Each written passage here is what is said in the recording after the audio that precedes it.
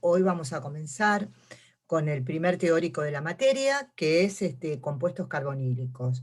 Hoy todo lo que vamos a ver vamos a ir más o menos rápido, porque son todas cosas que ustedes vieron en Orgánica 1.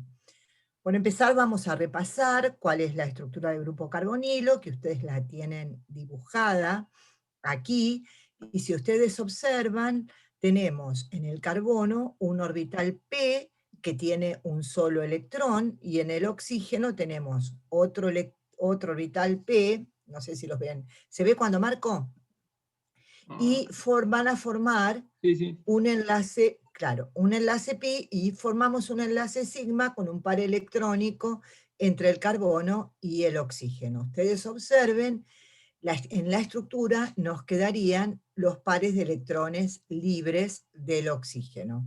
O sea que tendríamos un enlace sigma y un enlace pi. Ustedes observen que la hibridación, en este caso sería una hibridación sp2, la geometría es plana, por lo tanto, los ángulos correspondientes a una hibridación sp2 van a ser ángulos de 120 grados. Miren, observen que el carbono es un átomo mucho más electronegativo, perdón, el oxígeno es un átomo mucho más electronegativo que el carbono. Por lo tanto, el enlace carbono-oxígeno es un enlace muy polar. Aquí abajo tienen representadas, que no las voy a leer, ustedes después las miran, cuáles son las distancias de enlace, carbono-hidrógeno, carbono un grupo, por ejemplo, metilo, esto sería en el caso del acetaldehído, y en el caso de carbono-oxígeno. El enlace, recuerden, carbono-oxígeno doble, es más fuerte y además es mucho más polar que el de los alquenos. Fíjense, acá tienen marcada, para que ustedes vean, esto no es para que lo recuerden, sino para que puedan razonarlo, que la longitud de enlace carbono-oxígeno es de 1,23 angstroms, mientras que la de carbono-carbono es de 1,34 angstroms. Entonces, la energía de enlace en el primer caso es de 745 kJ por mol, y en el segundo caso es 615 kJ por mol. Observen, los ángulos de enlace están colocados otra vez. Bueno, y ahora yendo específicamente, más allá de que conozcan la estructura del grupo carbonilo, a los compuestos carbonílicos, vamos a ver que el término compuesto carbonílico abarca a muchísimos compuestos orgánicos, aldehídos y cetonas que nosotros estudiamos en Orgánica 1. Y acá vienen otros que nosotros no estudiamos en Orgánica 1, pero que también se consideran compuestos carbonílicos, también llamados compuestos carboxílicos. El primer grupo que tenemos marcado acá se trata del grupo ácido carboxílico. Luego tenemos, ustedes creo que los conocen por la nomenclatura. Aquí tenemos el grupo éster, el grupo amida, el grupo anhídrido de ácido y el grupo cloruro de ácido. Esto me está molestando, pero bueno, vamos a empezar a repasar cuáles son las principales reacciones del grupo carbonilo. Nosotros el año pasado estudiamos bastante exhaustivamente las reacciones de adición nucleofílica al grupo carbonilo, hablando siempre de aldehídos y de cetonas. En el caso del grupo carbonilo, nosotros vimos que se trata de un carbono electrofílico. Recordé, ¿por qué es electrofílico? Porque recordemos la polaridad del enlace carbono-oxígeno. Entonces, en este carbono tenemos, ¿se me escucha bien? Sí. En este carbono vamos a tener cierta densidad de carga positiva. Por lo tanto, un nucleófilo con carga negativa va a ser capaz de atacar a este carbono generando un intermediario tetraédrico, aniónico, que luego en presencia de ácido le genera la adición, el compuesto con el nucleófilo y un grupo OH. O sea, es un alcohol y un nucleófilo que ustedes le adicionaron. Pero también el nucleófilo que se adiciona puede ser un nucleófilo neutro, como por ejemplo una amina. Entonces, en ese caso, el nucleófilo ataca por sus pares de electrones libres a este carbono electrofílico, y fíjense que el intermediario que se genera en estos casos es un intermediario donde ustedes tienen el nucleófilo con una carga positiva y el oxígeno con una carga negativa. Entonces hay un intercambio protónico, lógicamente la fuerza impulsora es que acá tenemos el oxígeno negativo y se genera este intermediario neutro. Este intermediario neutro que se genera pierde agua, le estoy marcando acá, generando un doble enlace carbono-nucleófilo. En este caso, en que estamos utilizando este tipo de nucleófilos como son las aminas. El año pasado creo que no vimos reacciones con aminas, no vimos. Van a ser nuevas, las vamos a ver este año. Así que no se preocupen porque esto es una presentación, pero después las vamos a ver bien. En el caso de los ácidos carboxílicos y sus derivados, la reacción es parecida al principio, porque fíjense que el nucleófilo ataca al carbono electrofílico, formándose el intermediario tetraédrico. Pero inmediatamente después se forma un doble enlace carbono-oxígeno expulsando a lo que vamos a llamar el grupo saliente, que es el grupo que estaba acá en el derivado de ácido carboxílico. Eso nos hace pensar, me adelanto, ¿no?, que la reacción va a ser mucho más rápida cuanto mejor sea este grupo saliente, ¿verdad? Eso también lo vamos a ver la próxima clase exhaustivamente. ¿Qué otras reacciones pueden dar los compuestos carbonílicos, aparte de la adición nucleofílica y de la sustitución nucleofílica? Pueden dar un tipo de reacciones que vamos a estudiar y nos va a llevar varias clases, que son las reacciones de sustitución en alfa y las reacciones de condensación del grupo carbonilo, que nosotros hablamos algo el año anterior de tautomería cetoenólica, y entonces son reacciones que ocurren vía el tautómero enólico, totalmente desconocida para ustedes, pero que las vamos a ver exhaustivamente. Vuelvo a repetir, hoy solo vamos a hacer un repaso de lo que vimos el año pasado. Vamos a comenzar por repasar cuáles son las propiedades físicas de los compuestos carbonílicos. El punto de ebullición de los compuestos carbonílicos es mayor que el de los hidrocarburos, siempre hablando de igualdad de peso molecular correspondientes, ¿no es cierto?, porque son polares, y que los éteres de similar peso molecular. Entonces acá tienen ejemplos, más o menos pesos moleculares parecidos, y observen que mientras el éter este, que para mí sería un etilmetiléter, tiene un punto de ebullición de 8 grados, el hidrocarburo 0 grados, el propanal tiene un punto de ebullición, dije fusión yo, no, ebullición, de 49 grados. Y si lo comparamos con un alcohol, obviamente el alcohol va a tener un punto de ebullición de 97 grados, porque ahí además juegan de los enlaces dipolo-dipolo, juegan un papel muy importante los puentes de hidrógeno. Acá tienen el momento dipolar, en cada caso, por ejemplo, tenemos el acetaldehído, que tiene un momento dipolar de 2,7 de Bae, la acetona, que tenemos, ¿por qué será, no?, que el momento dipolar de la acetona es un poquito mayor que el del aldehído? ¿Por qué será? En el caso de un cloro es de 1,9 y en el caso del éter es de 1,30. ¿Qué les parece? ¿Qué está influyendo acá además de la electronegatividad del oxígeno? ¿Alguien puede hablar? Porque el teórico también es para interaccionar, ¿no? Ay, no escucho a quién habla. Porque no hay ¿Nadie nadie habla? hablando. No. Ah, bueno, se los dejo para que lo piensen, pero ahí tienen que tener en Los cuenta grupos también. metilo sondadores de electrones. Muy bien, ¿quién habló que ya tiene un punto más? ¿No me dice quién habla? Diana habló. Diana. Bueno, muy bien, Diana.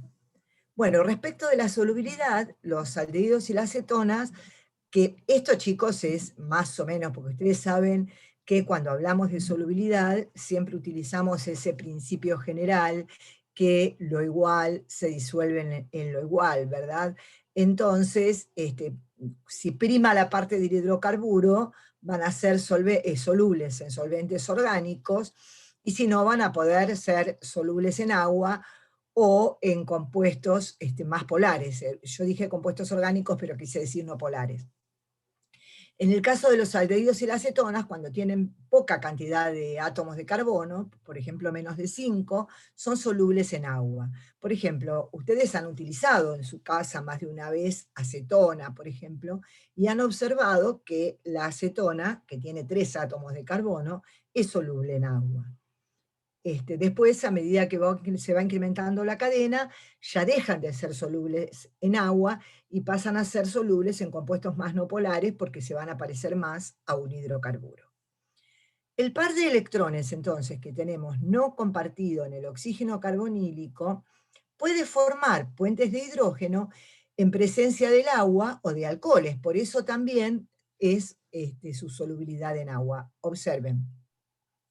Acá tienen dibujado cómo puede formar puentes de hidrógeno, tanto con agua como con alcoholes. De hecho, salvando las Entonces, distancias, usamos la acetona casi como una especie de solvente universal, ¿sí? Ustedes van a ver que en el laboratorio muchas veces usamos acetona para poder disolver cosas que quedan pegadas en un balón, ¿sí? Ustedes van a hacer el TP de colorantes y van a ver que vamos a usar tanto etanol como acetona para disolver lo que queda pegado en los costados y que no podemos sacar de otra forma. Y nos valemos de esta propiedad que es más o menos tratarla como si fuera un detergente. Es buena disolviendo cosas orgánicas y es buena disolviéndose en agua. Entonces la usamos para disolver lo que queda pegado en el balón y después lo arrastramos con agua y lo sacamos. Más o menos así. No es exactamente como funciona un detergente, pero podría hacerse una similitud. claro, perfectamente. Bueno, esto voy rápido porque es como para que ustedes vean cuál es la importancia industrial de estos compuestos. Tanto la acetona y la butanona son muy utilizados como solventes, justo lo decía Diego recién, generalmente se utiliza mucho más la acetona por una cuestión de costos, ¿verdad?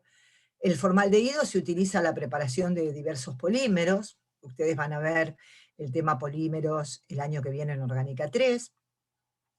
Bueno, muchos de estos polímeros, no, muchos de estos aldehídos y cetonas se utilizan como saborizantes y esencias. Fíjense, la vainillina, por ejemplo, ¿vieron en la que ustedes usan para las tortas?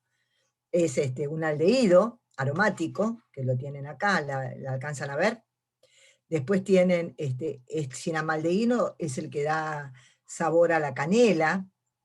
Son productos que están en la naturaleza, pero que aislados se determinó que son estos los que le dan el sabor. El alcanfor, ¿vieron el olor a alcanfor? Lo han sentido siempre, ¿no es cierto? Tiene un olor muy particular. Después que es un terpeno, pero que en realidad los terpenos ustedes también los van a ver en Orgánica 3, pero tienen una función cetona, es el aceite de la hierbabuena. Este es otra cetona, que también es un terpeno, es el aceite de la semilla de alcarabea. Y este que tenemos acá, que es la cijasmona, es el perfume del jazmín. O sea que tiene muchos usos.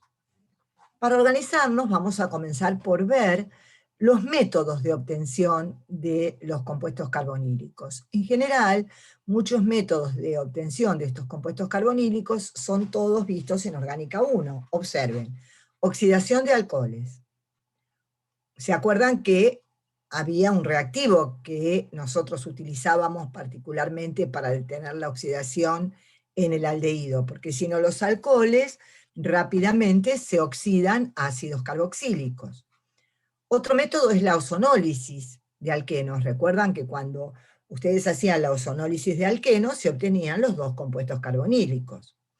Por hidratación de alquinos terminales.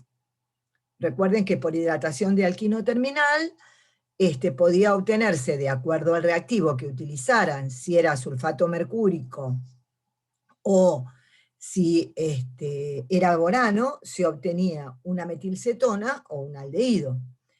Para obtener cetonas aromáticas, ustedes utilizaron mucho acilación de Friedel y Kraft. Entonces vamos a hacer un breve repaso rápido de estos métodos.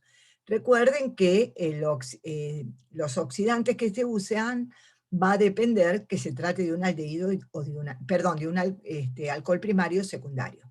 Porque en el caso de un alcohol secundario no tengo problema, porque cualquier sea el oxidante que yo utilice, voy a llegar a la acetona. Los oxidantes en general son oxidantes que utilizan el cromo en su número de oxidación 6. Actualmente se tratan de buscar oxidantes amigables con el medio ambiente, lo que se llama la química verde. Por eso tienen en el costadito, que ahora vamos a ver, una reacción de oxidación de alcoholes de química verde. Primero vamos a ver la nuestra, la común. Si ustedes oxidan un alcohol secundario con dicromato de sodio, de potasio o con permanganato, lo que van a obtener es, con excelente rendimiento, una acetona. Ahora bien, cuando ustedes pasan a un aldehído, si ustedes lo oxidan con dicromato de potasio o con permanganato de potasio, lo que van a obtener, también es un alcohol secundario, no sé para qué sigo hablando, van a tener un ácido carboxílico. En este caso, que tenemos un alcohol secundario, pero que acá tiene un triple enlace, y si ustedes utilizaran permanganato de potasio, se haría una ruptura oxidativa. ¿Se acuerdan que nosotros estudiamos el año pasado? Entonces es conveniente utilizar trióxido de cromo en presencia de ácido sulfúrico. Siempre hay que tener en cuenta las interferencias de otras funciones presentes en la molécula. Aquí la química verde propone, por ejemplo, para oxidar este alcohol aldehído, hacerlo con cobre a una atmósfera en presencia de aire y un catalizador, que sería cobre el catalizador, ¿no es cierto? Lo que le Dice que falta se agregar a obtiene esa reacción es que debe tardar como 10 días. sí, Dejarlo agitando 10 días y te vas a gastar de electricidad lo que te ahorrás de contaminar por otra forma, pero... sí, lo contaminás utilizando la electricidad, así que siempre es una situación de compromiso todo, ¿no? Bien. Esto es lo que yo les decía recién, que en el caso del alcohol primario se sobreoxida y llega al ácido carboxílico. Entonces lo que se utiliza, ¿se acuerdan que era el cromocromato de piridinio? ¿Se acuerdan? Clorocromato de piridinio, que era trióxido de cromo, con piridina, en medio ácido clorhídrico. Lo tienen acá el reactivo. Ustedes lo llamaban PCC. Entonces ahí sí pueden parar la oxidación en el aldehído. ¿Se comprende hasta acá? Sigo porque como no me dicen nada, por ozonólisis de alquenos, ¿recuerdan cómo era la reacción? Que se formaba primero el ozónido, luego el molosónido, o al revés, porque nunca me acuerdo, y después por reducción se obtienen los dos compuestos carbonílicos. Acá tienen un ejemplo concreto, donde por ozonólisis, primero con ozono en diclorometano y luego con zinc como reductor en ácido acético, van a obtener un 90%, fíjense, de la acetona, porque se rompe acá, y el aldehído correspondiente. O sea que es una reacción con un rendimiento muy bueno. Chicos, Otro una reductor pregunta, que... perdón, Sí, los sí, corté. habla. No, más que nada para que hablen ellos. ¿Se acuerdan la diferencia entre usar ozono y hacer la ruptura oxidativa con permanganato? Si la hacemos acá, ¿nos da lo mismo hacerlo con uno que con la otra? Porque con el permanganato es más fácil. El ozono es un gas. Así que hay que gasear, hay que tener cuidado de que no se nos escape. Es bastante más complejo experimentalmente. ¿Podríamos hacerla directamente con permanganato? ¿No era que el permanganato oxidaba ácido carboxílico, era? O sea, que no podía parar. ¿A qué Sí, bueno. oxidaba ácido carboxílico? Porque fíjate que la acetona esta, la que nos marca el 90%, no se puede seguir oxidando. Claro, acá la pone el aldehído. A al verde. Yo digo que estoy como un salame marcando, pero ustedes no ven mi Yo lo mouse. marco, este es el que se oxida. En realidad, en química orgánica, el químico orgánico siempre yo lo defino como Aragán, en el sentido de que va a buscar utilizar lo más fácil de acuerdo a lo que quiere. Si el interés de ustedes es obtener esta acetona, como bien dijo Diego, utilizó permanganato de potasio, que la reacción va a ser más simple y más rápida. Todo depende de cuál es el fin que ustedes tengan. No sé si me explico. cuál es la sustancia que a ustedes les interesa obtener. Siempre van a tratar de, y también otra cosa que tienen que hacer es fijarse los rendimientos, porque con permanganato los rendimientos son menores, ¿no? Es una situación de compromiso. Siempre, siempre, si el químico orgánico se ve planteándose las situaciones de compromisos de qué es lo que le conviene hacer de acuerdo a lo que quiere obtener. Recuerden que el fin último de la química orgánica es la síntesis, pero ustedes primero tuvieron que estudiar estructura y reactividad profundamente.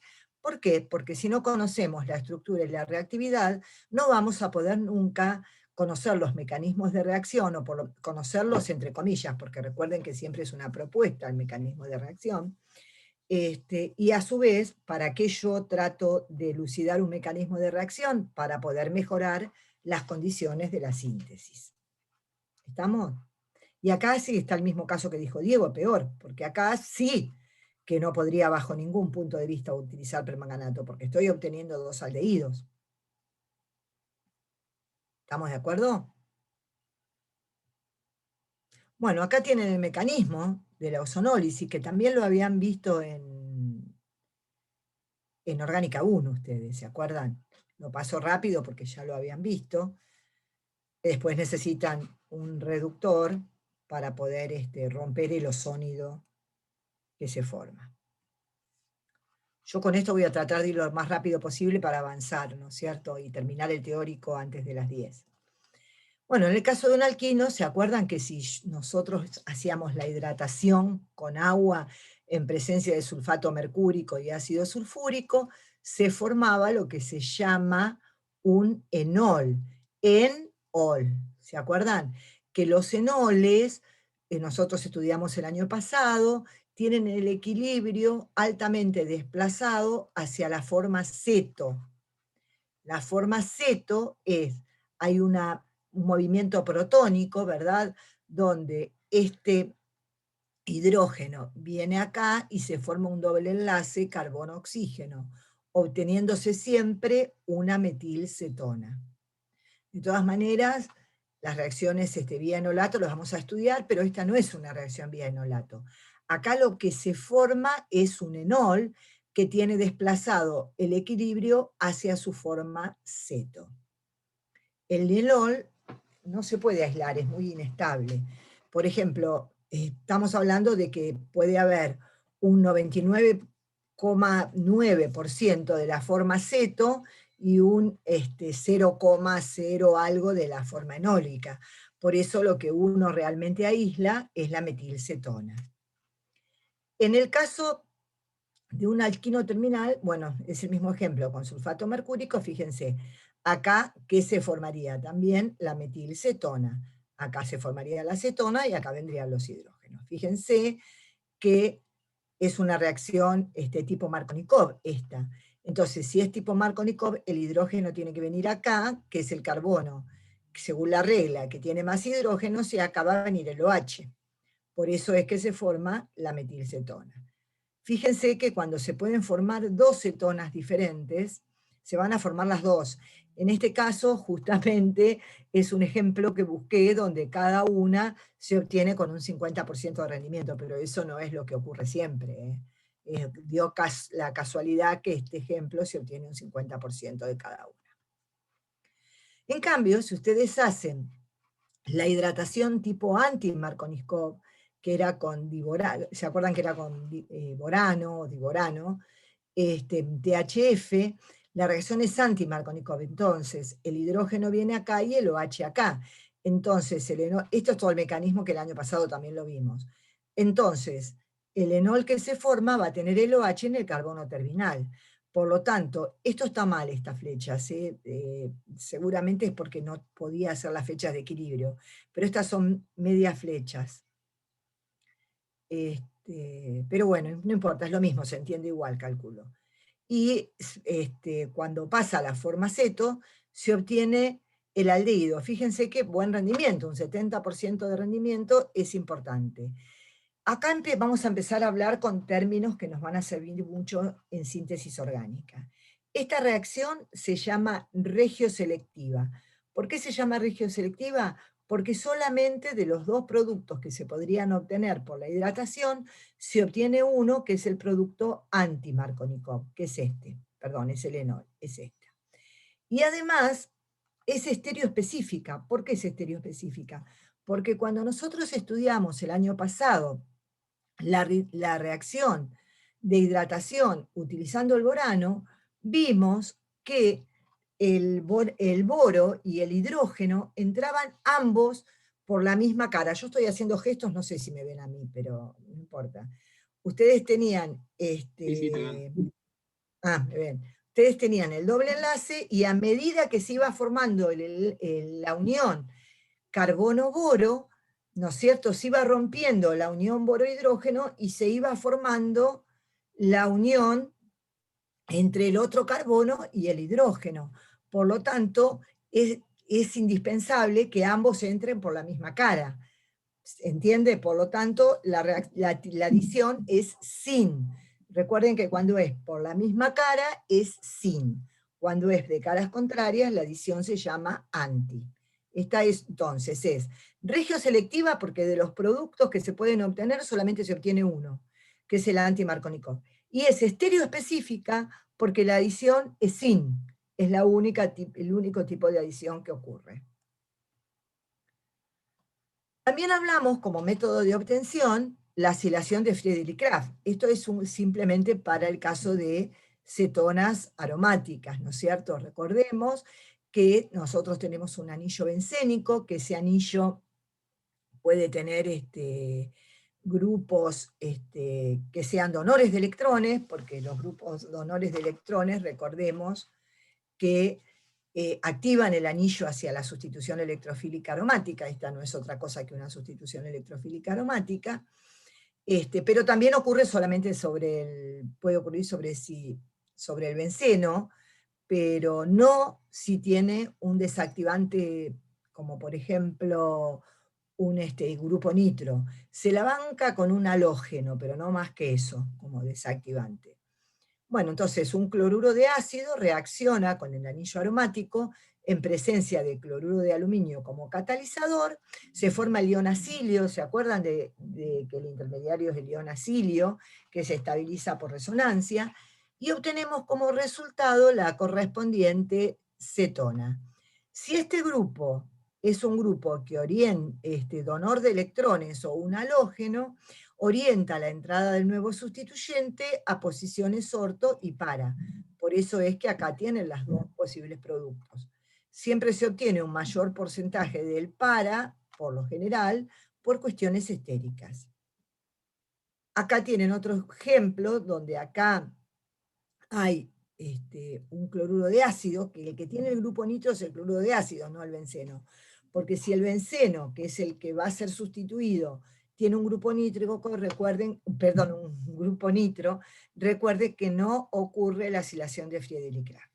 Y lo que se obtiene en este caso también es una benzofenona, una paranitro-benzofenona. Fíjense que también se puede utilizar como agente acilante un anhídrido de ácido, como es en este caso. Este es un anhídrido de ácido, además de cloruros de ácido. Y se obtiene con un 93% la correspondiente cetona por reacción de Friedrich-Crafts. Fíjense que acá tienen un grupo muy activante, como es el grupo O-metilo, y que va a orientar la entrada del nuevo sustituyente a orto y a para, pero que sin embargo se está obteniendo por cuestiones estéricas un 93% del producto en para. Chicos, un detalle. Perdón. ¿Atrás? Recién usando el anhídrido, ¿sí? Patri, ¿no vas a la filmina anterior un segundo? Sí, eso te preguntaba si querés que volviera. Acá está. Usa un anhídrido, ¿sí? Para obtener el producto, pero fíjense que el anhídrido que usa es simétrico, ¿sí? O sea, son dos grupos iguales, son dos CH3CO. Si hubieran tenido, por ejemplo, de un lado un metilo, pero del otro lado un etilo, y ustedes querían sintetizar el producto que está escrito, no podrían haber usado un anhídrido, ¿sí? Porque podrían haber sacado... El tema de los anhídridos, además de lo que le dijo Diego, va un poquito más allá en el sentido de que los anhídridos estables son únicamente los simétricos. Eso lo vamos a ver en compuestos carboxílicos. Si ustedes quisieran utilizar, si quieran obtener los dos productos y separarlos, porque podría ser, les va a ser muy difícil porque los anhídridos que no son simétricos se descomponen enseguida. Pero eso lo van a ver en ácidos carboxílicos, pero es muy importante que escuchen lo que dijo Diego, porque cualquiera puede poner un anhídrido asimétrico y no tener en cuenta, porque ustedes supongan que tengan en cuenta de que es estable el anhídrido asimétrico, pero en ese caso obtendrían dos productos. Porque ¿cuál es el otro producto que se obtiene aparte de la acetona? ¿Qué pasa con la otra parte del anhídrido? Alguien responde allá. Chicos. Acá Estela puso ¿Forma un ácido carboxílico? Claro, claro. Bien. Bien. ¿Puedo seguir ahora? Este método es nuevo. Ustedes no lo vieron nunca para obtener aldehído. Este método utiliza lo que se llama un tiano. ¿Qué es un tiano? Es un heterociclo de 6 miembros que tiene azufre. Si tiene 2 azufres, se llama ditiano. Nosotros vamos a estudiar heterociclos como último tema de Orgánica 2. ¿Pero qué es un heterociclo?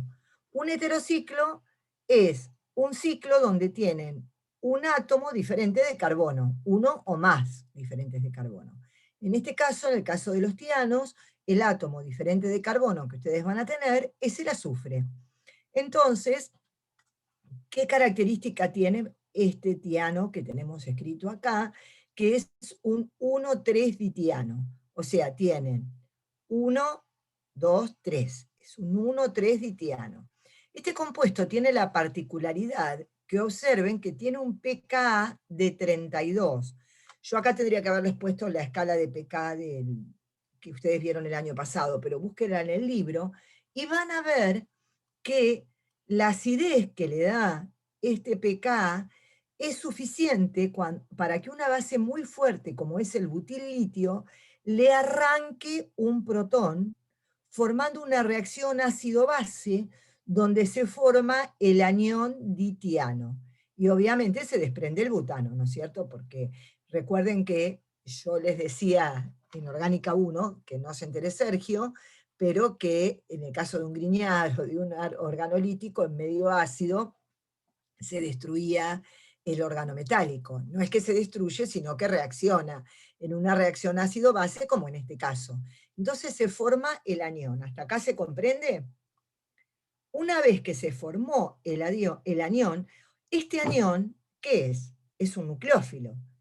Si nosotros tenemos un halogenuro de alquilo donde sabemos perfectamente por todas las reacciones que estudiamos el año pasado, que este carbono es un carbono electrofílico, este nucleófilo va a atacar a este carbono electrofílico, ¿no es cierto? Y se va a liberar el halógeno, o sea, ¿qué tipo de reacción sería? Es una sustitución nucleofílica, con un halogenuro de alquilo primario. O sea que es una...